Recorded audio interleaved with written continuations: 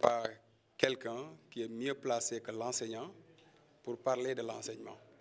Il n'y a pas également quelqu'un qui est mieux placé que l'enseignant pour parler aux enseignants. C'est pourquoi nous nous sommes dit, en tant qu'enseignants, nous allons susciter, provoquer cet échange-là entre les acteurs de l'éducation pour parler d'un thème d'actualité, droit à l'éducation et droit syndical. Quelle réponse pour le système éducatif sénégalais? Le mouvement également soutient la politique éducative du président de la République. Nous savons tous qu'il y a des pas de géant dans le secteur de l'éducation, de la formation et de l'enseignement supérieur. Il nous appartient à nous, en tant que collaborateurs, mais en tant qu'enseignants, de pouvoir s'inscrire dans ce secteur-là, surtout quand on parle de PSE, et que dans le PSE, il y a déjà l'axe 2 qui parle un peu de la valorisation du capital humain. Et nous pensons que, en tant qu'enseignants, si on s'organise en mouvement, nous pouvons agir, inscrire notre action au niveau de cet axe-là pour aider un peu à la revalorisation de la fonction enseignante, que nous avons en tout cas compris suivant deux axes principaux. Le premier axe, c'est un peu relatif aux lenteurs administratives, et le deuxième axe, c'est la question de formation.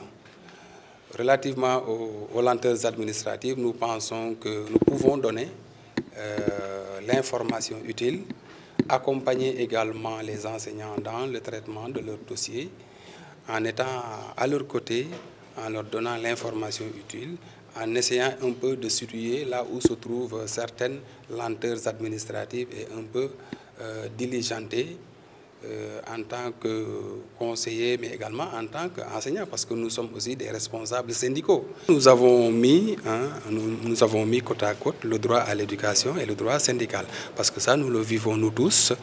Chaque année, il y a des perturbations scolaires, et nous pensons qu'aujourd'hui, si nous mettons côte à côte le droit à l'éducation et le droit syndical, nous pourrons quand même essayer de concilier les deux, bien qu'apparemment on pense que c'est contradictoire, mais au fond, ce n'est pas contradictoire. Il y a des plages que nous devons aménager pour permettre aux enfants vraiment de préserver, aux parents d'élèves de préserver le droit à l'éducation de leurs enfants, mais également de permettre aux syndicats de pouvoir exercer leurs droits.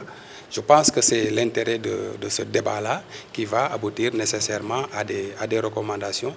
Et surtout, nous insistons sur les recommandations parce que généralement, l'enseignant a une étiquette d'éternel contestataire. Aujourd'hui, nous voulons quand même un peu changer la donne, donner l'image de l'enseignant qui participe, de l'enseignant qui est le partenaire du système, qui est le partenaire du gouvernement, pour que quand même qu'on puisse dire, voilà ce qui s'est fait, c'est bien, voilà ce qui reste à faire, quelle est notre contribution, nous en tant qu'enseignants, dans ce qui reste à faire, au lieu à chaque fois de rester à un certain niveau de contestation et de ne pas proposer sa contribution. C'est pourquoi dans le cadre du mouvement, nous avons dit notre devise, c'est le devoir de responsabilité, basé sur l'engagement, la disponibilité, la crédibilité. Parce qu'en réalité, nous pensons que c'est l'enseignant qui doit parler de l'enseignement.